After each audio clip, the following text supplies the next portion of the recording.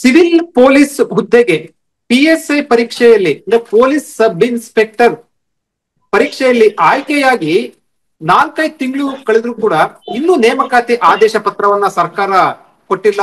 402 ಅಭ್ಯರ್ಥಿಗಳು ಒಂದ್ ರೀತಿಯಲ್ಲಿ ಅತಂತ್ರ ಸ್ಥಿತಿಯಲ್ಲಿರುವಂತದ್ದು, ಜೊತೆಗೆ ಜಾತಕ ಪಕ್ಷಿಗಳ ರೀತಿಯಲ್ಲಿ ನೇಮಕಾತಿ ಆದೇಶಕ್ಕೆ ಕಾಯ್ತಾ ಇರುವಂತದ್ದು. ಇಲ್ಲಿ ಯಾವುದು ಕೂಡ ತೊಡಕಿಲ್ಲ. ಈ ಸಂಬಂಧಪಟ್ಟಂತೆ ಎಲ್ಲವನ್ನು ಕೂಡ ಏನು ಡಾಕ್ಯುಮೆಂಟ್ ಅನ್ನ ಎಲ್ಲವನ್ನು ಕೂಡ ಕೊಟ್ಟಿರುವಂತದ್ದು, ಮಾರ್ಕ್ಸ್ ಕಾರ್ಡ್ ಸೇರಿದಂತೆ ಏನೇನು ಡಾಕ್ಯುಮೆಂಟ್ಸ್ ಬೇಕು ಅವೆಲ್ಲವೂ ಕೂಡ ಕೊಟ್ಟಿರುವಂತದ್ದು, ಅದೇ ರೀತಿ ಮೆಡಿಕಲ್ ಟೆಸ್ಟ್ ಕೂಡ ಕೊಟ್ಟಿರುವಂತದ್ದು. ಎಲ್ಲವೂ ಕೂಡ ಆದ್ರೂ ಕೂಡ ನೇಮಕಾತಿ ಯಾಕೆ ಕೊಡ್ತಾ ಇಲ್ಲ, ಆದೇಶ ಪ್ರತಿ ಯಾಕೆ ಕೊಡ್ತಾ ಇಲ್ಲ ಅನ್ನುವಂಥದ್ದು ಸಾಕಷ್ಟು ಪ್ರಶ್ನೆ ಆಗಿರುವಂತದ್ದು ಮತ್ತು ಅಭ್ಯರ್ಥಿಗಳು ಕೂಡ ಒಂದು ರೀತಿಯಲ್ಲಿ ಆತಂಕದಲ್ಲಿ ಇರುವಂತದ್ದು. ಈ ಬಗ್ಗೆ ಮಾತಾಡಕ್ಕೆ ಖುದ್ದು ಪರೀಕ್ಷೆ ಬರೆದು ಸೆಲೆಕ್ಟ್ ಆಗಿರುವಂತಹ ನೇಮಕಾತಿ ಆದೇಶಕ್ಕೆ ಕಾಯ್ತಿರುವಂತಹ ವಿದ್ಯಾರ್ಥಿಗಳು ದಿ ಫೆಡರಲ್ ಕರ್ನಾಟಕದ ಜೊತೆ ಇದ್ದಾರೆ. ನಾವು ಅವ್ರ ಜೊತೆ ಮಾತಾಡ್ತಾ ಹೋಗೋಣ. ಮೊದಲು ನಾನು ಮಂಜುನಾಥ್ ಅವ್ರ ಜೊತೆ ಮಾತಾಡ್ತೀನಿ. ಮಂಜುನಾಥ್ ಅವರ ಎಕ್ಸಾಮ್ ಬರೆದು ಎಷ್ಟು ದಿನ ಆಯ್ತು? ನೇಮಕಾತಿ ಪತ್ರ ಇನ್ನೂ ಕೂಡ ಆದೇಶ ಪತ್ರ ಕೊಟ್ಟಿಲ್ಲ. ಏನ್ ಅನ್ಸುತ್ತೆ ಈ ಬಗ್ಗೆ? ಸರ್, ಎಕ್ಸಾಮ್ ಬರೆದಿದ್ದು October 3, 2024 ಅಲ್ಲಿ. ನಮ್ದು ನೋಟಿಫಿಕೇಶನ್ ಆಗಿರೋದು 2021. ಆಲ್ರೆಡಿ 5 years ಆಗೋಗಿತ್ತು ಎಕ್ಸಾಮ್ ಬರೆಯೋಷ್ಟಕ್ಕೆ. ಮತ್ತೆ ರಿಸಲ್ಟ್ ಬಂದಿದ್ದು December 26 ಸರ್. ಮತ್ತೆ ನಮಗೆ ಮೆಡಿಕಲ್ ಕಂಪ್ಲೀಟ್ ಆಗಿದ್ದು January 18. ಮೆಡಿಕಲ್ ಕಂಪ್ಲೀಟ್ ಆಗಿದ್ದು February 7. ಡಾಕ್ಯುಮೆಂಟ್ ವೆರಿಫಿಕೇಶನ್ ಕಂಪ್ಲೀಟ್ ಆಗಿದ್ದು January 18.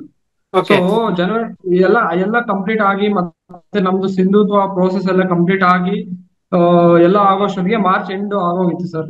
ಇವಾಗ ಆಲ್ರೆಡಿ ರಿಸಲ್ಟ್ ಬಂದು 4-5 months ಆಗೋಗಿದೆ. ನಮ್ಗಿನ್ನು ಮನೆಯಲ್ಲಿ ಹೆಂಗ್ ಬೈತಿದಾರೆ ಗೊತ್ತಾ ಸರ್? ಆಲ್ರೆಡಿ ನಾನು CRPF ಅಲ್ಲಿ ಜಾಬ್ ಮಾಡ್ತಿದ್ದೆ. ಇಲ್ಲಿ ನಮ್ ಸ್ಟೇಟ್ ಅಲ್ಲಿ ಸರ್ವಿಸ್ ಮಾಡ್ಬೇಕು ಅಂತ ನಾನು ಅಲ್ಲಿ ರಿಸೈನ್ ಮಾಡಿ ಡಾಕ್ಯುಮೆಂಟ್ಸ್ ಇಲ್ಲಿ ಕೊಟ್ಟು ಇದಕ್ಕೆ ವೆಯ್ಟ್ ಮಾಡೋ ತರ ಆಗ್ಬಿಟ್ಟಿದೆ ಸರ್. ನಮ್ ಮನೆಯಲ್ಲೆಲ್ಲ ಬೈತವ್ರೆ, ಊರಲ್ಲೆಲ್ಲ ಏನೇನೋ ಕೇಳ್ತಾರೆ, ಯಾಕಿನ್ನೂ ಹೋಗಿಲ್ಲ, ಯಾಕಿನ್ನೂ ಆರ್ಡರ್ ಕಾಪಿ ಕೊಟ್ಟಿಲ್ಲ, ಏನಾಗಿದೆ ಅಂತ ಅನುಮಾನ ಮತ್ತೆ ಡೌಟ್ ಪಡಂತ ಆಗಿದೆ ಪ್ರಶ್ನೆ. ಆ ರೀತಿ ಆಗಿದೆ.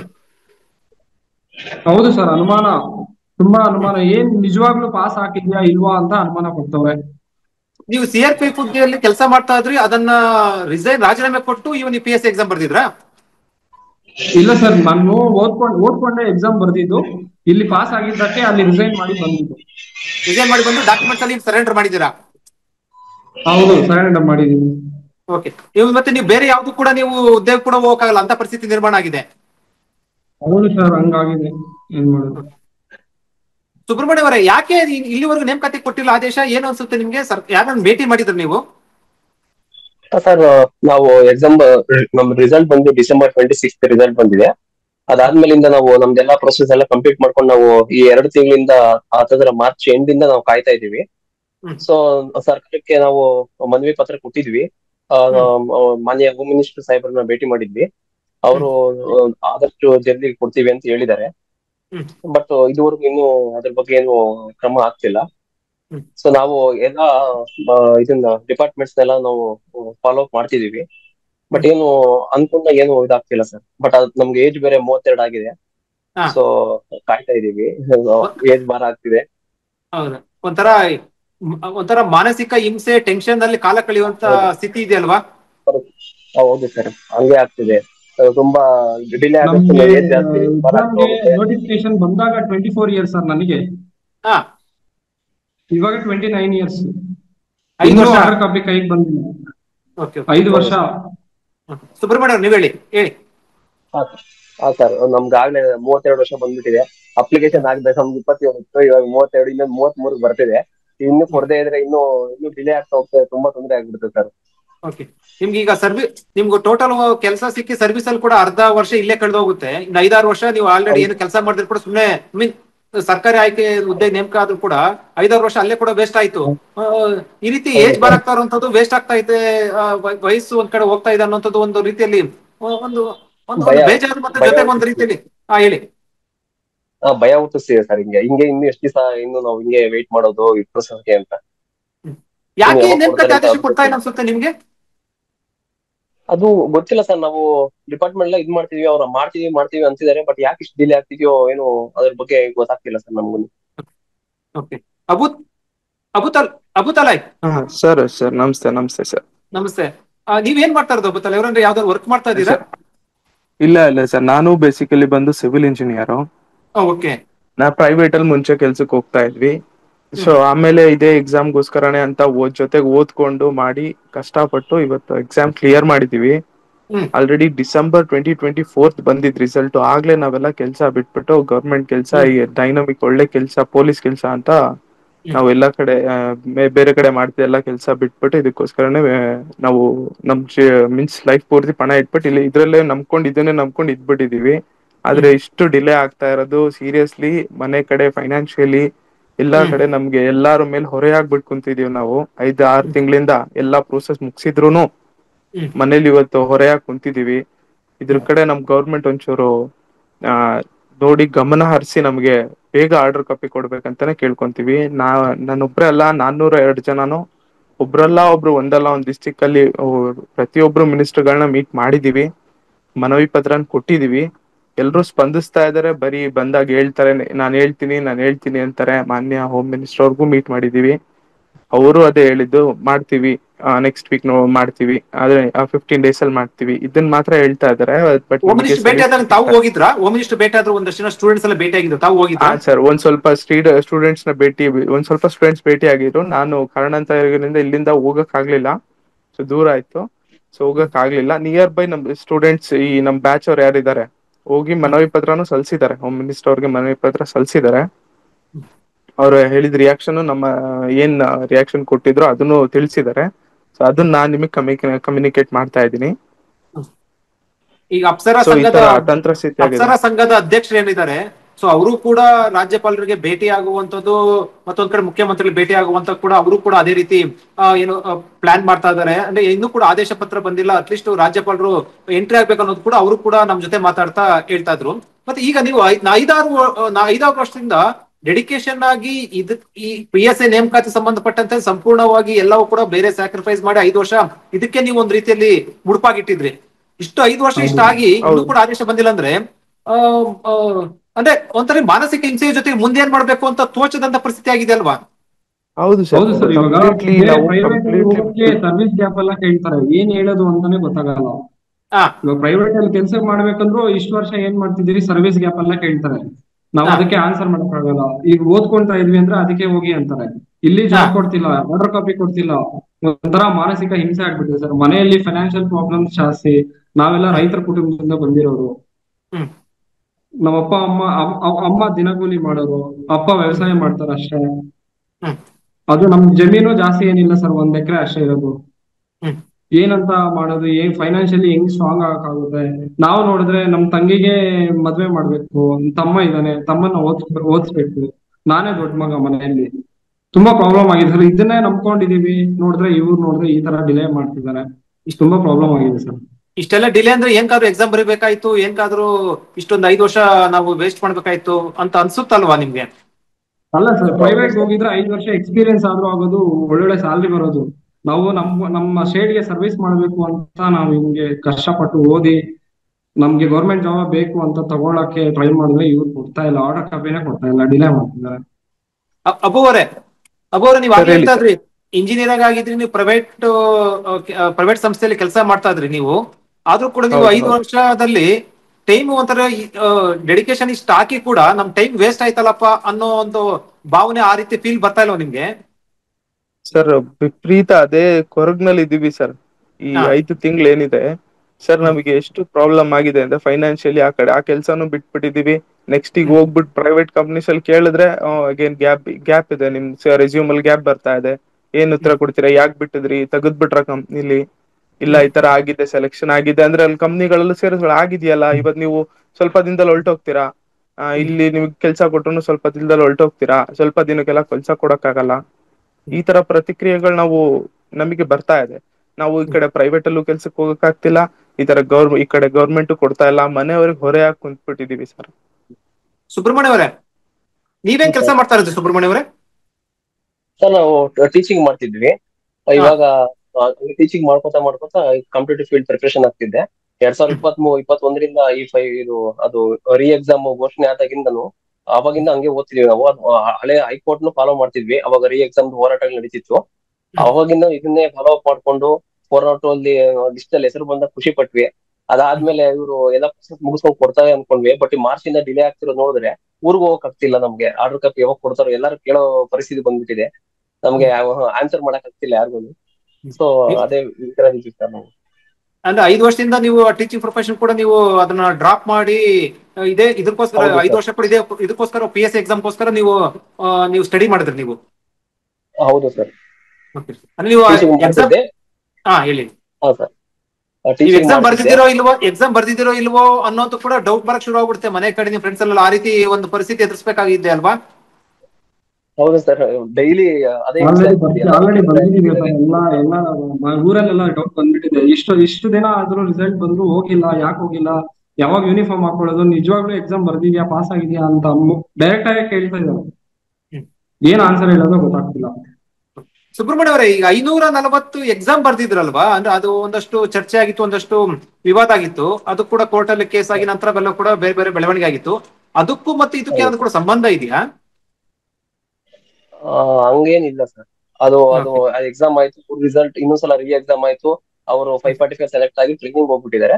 ನಾವು 402 ಅಲ್ಲಿ ನಾವು ಸೆಲೆಕ್ಟ್ ಆದ್ರ, ಸೊ ನಾವು ಇದನ್ನ ಕಾನ್ಸಂಟ್ರೇಟ್ ಮಾಡ್ತಿದೀವಿ. ಸರ್ ಅದು ನೋಡಿ, 545 ಏನೋ ಸ್ವಲ್ಪ ಅದಿದೆ ಅಂತ ಹೇಳಿದ್ರು, ಆದ್ರೆ ಅವರು ಟ್ರೈನಿಂಗ್ ಅಲ್ಲಿ ಇದ್ದಾರೆ. ಅವ್ರಿಗೆ ಆರ್ಡರ್ ಕಾಪಿ ಆರ್ಡರ್ ಕಾಪಿ ಕೊಟ್ಟಿದ್ದಾರೆ, ಅವ್ರು ಆಲ್ರೆಡಿ ಟ್ರೈನಿಂಗ್ ಅಲ್ಲಿ ಇದ್ದಾರೆ. ಬಟ್ ಏನೂ ಇಲ್ದಾರೆ ನಾವು 402 ಅವರು ಮನೇಲಿ ಕಾಯ್ತಾ ಇದ್ದೀವಿ ಸರ್. 402 ನಿಮ್ಮ ಬ್ಯಾಚ್ ಏನಿದೆ, 402 ಜನರ ಅಂದ್ರೆ ಆ ಅಭ್ಯರ್ಥಿಗಳ ಬ್ಯಾಚ್, ಅದ್ರಲ್ಲಿ ಯಾವ್ದು ಕೂಡ ಗೊಂದಲ ಇಲ್ಲ, ಯಾವ್ದು ಕೂಡ ವಿವಾದ ಇಲ್ಲ, ಯಾವ್ದು ಕೂಡ ಇದೇ ಬೇರೆ ವಿಚಾರ ನಡೆದಿಲ್ಲ. ಅದು ಕೂಡ ನಿಮ್ಗೆ ಆದೇಶ ಪತ್ರ ಕೊಟ್ಟಿಲ್ಲ? ಹೌದು, ಯಾವ್ದು ಗೊಂದಲ ಇಲ್ದಲೇ ಇದ್ರು ನಾವು ಮನೇಲಿ ಕುಂತಿದೀವಿ. ನಮಗೆ ಆರ್ಡರ್ ಕಾಪಿ ಮಾಡ್ತಿಲ್ಲ ಗೌರ್ಮೆಂಟ್ ಕಡೆಯಿಂದ. ದಯವಿಟ್ಟು ಸ್ವಲ್ಪ ಗೌರ್ಮೆಂಟ್ ಈ ಕಡೆ ಗಮನ ಹರಿಸಿ ನಮ್ ಕಡೆ ಒಂಚೂರು ಆರ್ಡರ್ ಕಾಪಿ ಸರ್ವ್ ಮಾಡ್ಬೇಕು ಅಂತ ನಾವು ಕೇಳ್ಕೊಂತಿದೀವಿ ಸರ್, ನಿಮ್ ಮುಖಾಂತರ. ಬೆಳಗ್ಗೆ ನಾವು ಮಹಿಳಾ ಅಭ್ಯರ್ಥಿಗಳ ಜೊತೆ ಒಂದಷ್ಟು ಜನ ಜೊತೆ ಮಾತಾಡ್ತಾ ಇದ್ದಾರೆ, ನಾವು ಸೆಲೆಕ್ಟ್ ಆಗಿದ್ರಂತ ನಮ್ಮ ಸಹೋದರಿಯರು ಮಹಿಳಾ ಅಭ್ಯರ್ಥಿಗಳ ಜೊತೆ ಮಾತಾಡ್ತಾ ಇದ್ದಾರೆ. ಅವರು ಕಷ್ಟ ಹೇಳ್ತಾರೆ. ನಮ್ಗೆ ಕೊಡುವಂತ ರೀತಿಯಲ್ಲಿ ಕಳ್ ಚುರುಕ್ ಅನ್ನೋದು, ಮನೆಯಲ್ಲಿ ಪಾಪ ಅವ್ರು ಉಳಿದಿದ್ದ ಕೆಲಸ ಎಲ್ಲ ಬಿಟ್ಟು, ಬೇರೆ ಕೆಲಸ ಎಲ್ಲ ಬಿಟ್ಟು ಇದಕ್ಕೋಸ್ಕರ ಡೆಡಿಕೇಶನ್ ಹಾಕಿದ್ರು. ಈ ಕಡೆ ಕೆಲ್ಸಕ್ಕೆ ಹೋಗ್ತಾ ಇಲ್ಲ, ಮನೆಯಲ್ಲಿ ಕೂಡ ಬೈತಾ ಇದಾರೆ. ಮತ್ತೆ ಕೆಲವರು ಮದುವೆ ಮಾಡೋಂತ ಪರಿಸ್ಥಿತಿಯಲ್ಲಿ ಇದ್ರು, ಕೆಲಸ ನಂಬ್ಕೊಂಡಿದ್ರಿ, ಅದು ಕೂಡ ಆಗಿಲ್ಲ ಅನ್ನೋದು ಒಂದ್ ರೀತಿಯಲ್ಲಿ ಕಣ್ಣೀರ್ ಹಾಕೊಂಡು ಹೇಳ್ತಾ ಇದ್ರು. ಸರ್ಕಾರ ಇನ್ನೂ ಕೂಡ ಈ ಕಡೆ ಗಮನ ಹರಿಸಿಲ್ಲ. ನೀವೇ ಮತ್ತೆ ಏನಾದ್ರು ಕೂಡ ಭೇಟಿ ಮಾಡ್ತೀರಾ? ಭೇಟಿ ಮಾಡಿ ಅಂತ ಮನವಿ ಮಾಡ್ತೀರಾ ಅಬ್ಬು ಅವರೇ?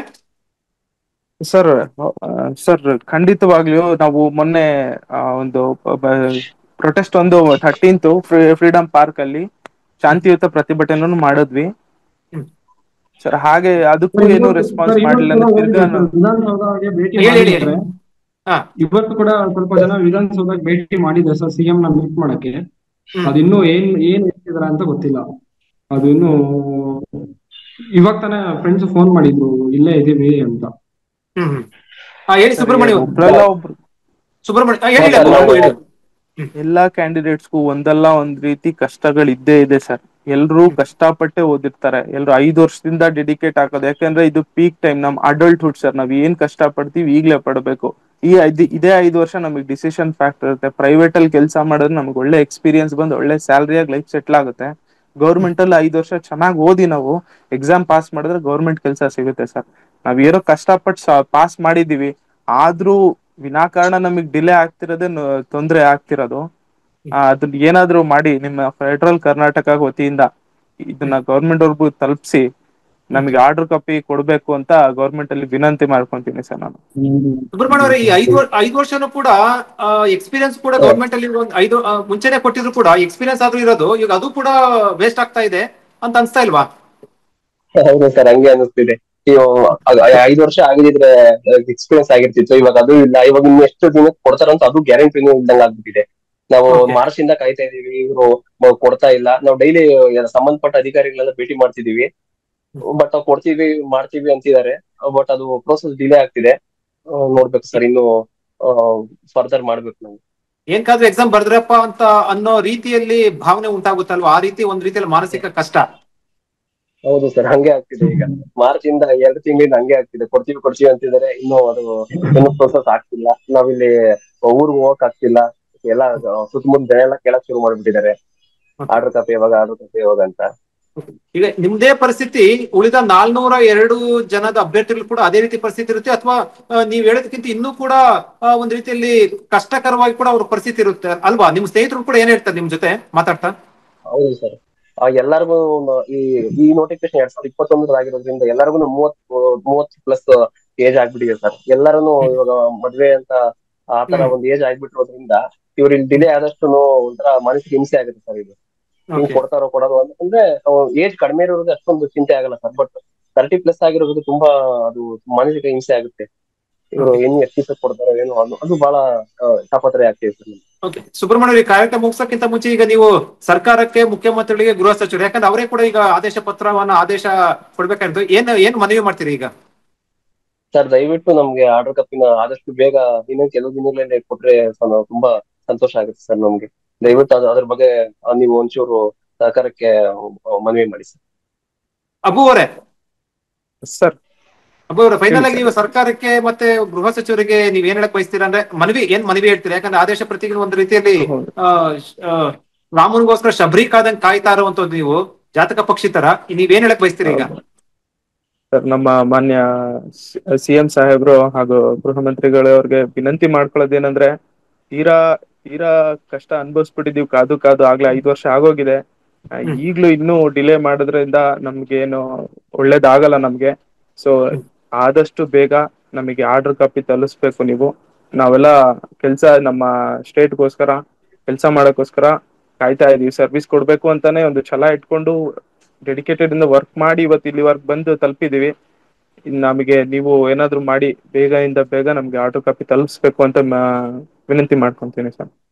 ಜೀವನ್ ಪೂರ್ತಿ ನೆನ್ಸ್ಕೊಳ್ತೀರಾ ಬೇಗ ಆದೇಶ ಪ್ರತಿ ಬಂದ್ರೆ ಸರ್ಕಾರ? ಹೌದು, ಖಂಡಿತ ಸರ್, ಖಂಡಿತ ಅದಂತೂ ನೆನಪು ಇಟ್ಕೊಂತೀವಿ ಸರ್. ಮಂಜುನಾಥ್ ಅವರೇ, ಅದೇ ಮಾನ್ಯ ಮುಖ್ಯಮಂತ್ರಿಗಳು ಸಿದ್ದರಾಮಯ್ಯ ಸರ್ ಅವರು ಮತ್ತೆ ಪರಮೇಶ್ವರ್ ಸರ್ ಅವರು, ಗೃಹ ಮಂತ್ರಿಗಳು, ಇವ್ರಿಗೆ ನಾವು ನಮ್ಮ ಕಡೆಯಿಂದ ಬೇಡ್ಕೊಳ್ಳೋದೇನಂದ್ರೆ ಬೇಗ ನಮ್ಗೆ ಆರ್ಡರ್ ಕಾಪಿ ಕೊಟ್ಟು ನಮ್ಮ ಈ ಕಷ್ಟಗಳಿಂದ ಪಾರ್ ಮಾಡ್ಬೇಕು ಅಂತ ವಿನಂತಿ ಮಾಡ್ಕೊಂತೀವಿ.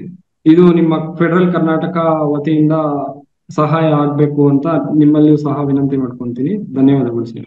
ವೀಕ್ಷಕರೇ, ಕೇಳಿದ್ರಲ್ವಾ PSI ನೇಮಕಾತಿ ಆದೇಶಕ್ಕೆ ಕಾಯುತ್ತಿರುವಂತಹ PSI ಆಕಾಂಕ್ಷಿಗಳ ನೋವು ಮತ್ತೆ ಕಥೆಯನ್ನ. ಒಬ್ಬೊಬ್ಬರದ್ದು ಕೂಡ ಒಂದೊಂದು ರೀತಿಯಲ್ಲಿ ಕತೆ ಆಗಿರುವಂಥದ್ದು, ಒಂದು ರೀತಿಯಲ್ಲಿ ವ್ಯತ್ಯ ಆಗಿರುವಂಥದ್ದು. ಸರ್ಕಾರ ಈಗಲಾದ್ರೂ ಕೂಡ ಮನಸ್ಸು ಮಾಡಿ ಇವರಿಗೆ ನೇಮಕಾತಿ ಆದೇಶವನ್ನ ಕೊಡ್ತಾರಾ? ಜೊತೆಗೆ ಇದಕ್ಕೆ ಸಂಬಂಧಪಟ್ಟಂತ ಅಖಿಲ ಕರ್ನಾಟಕ ವಿದ್ಯಾರ್ಥಿಗಳ ಮತ್ತು ಸಂಶೋಧಕರ ಸಂಘದ ಅಧ್ಯಕ್ಷರ ಆದಂತಹ ಸಂತೋಷ್ ಮರೂರ್ ಅವರು ಈ ಒಂದು ಯಾರು PSI ನೇಮಕಾತಿ ಸಂಬಂಧಪಟ್ಟಂತೆ ಏನು ಆದೇಶಕ್ಕೆ ಕಾಯ್ತಾ ಇದ್ರೆ ಅವರ ಪರವಾಗಿ ಸಾಕಷ್ಟು ಕೂಡ ಹೋರಾಟ ಮಾಡ್ತಾ ಇರುವಂತದ್ದು. ಇಂದು ಮುಖ್ಯಮಂತ್ರಿಗಳು ಕೂಡ ಭೇಟಿ ಮಾಡುವಂತ ಪ್ಲಾನ್ ಅನ್ನು ಮಾಡಿರುವಂತದ್ದು. ಜೊತೆಗೆ ರಾಜ್ಯಪಾಲರನ್ನು ಕೂಡ ಭೇಟಿ ಮಾಡಿ ಮನವಿ ಕೊಡೋದಕ್ಕೆ ಕೂಡ ಏನೋ ಒಂದು ಮುಂದಾಗಿರುವಂತದ್ದು. ನೋಡ್ಬೇಕು, ಸರ್ಕಾರ ಇವರ ಬೇಡಿಕೆಗೆ ಸ್ಪಂದಿಸಿ ನೇಮಕಾತಿ ಆದೇಶವನ್ನು ಕೊಡ್ಬೇಕು ಅನ್ನುವಂಥದ್ದು ಕೂಡ ವಿದ್ಯಾರ್ಥಿಗಳ ಆಗ್ರಹ ಆಗಿರುವಂತದ್ದು.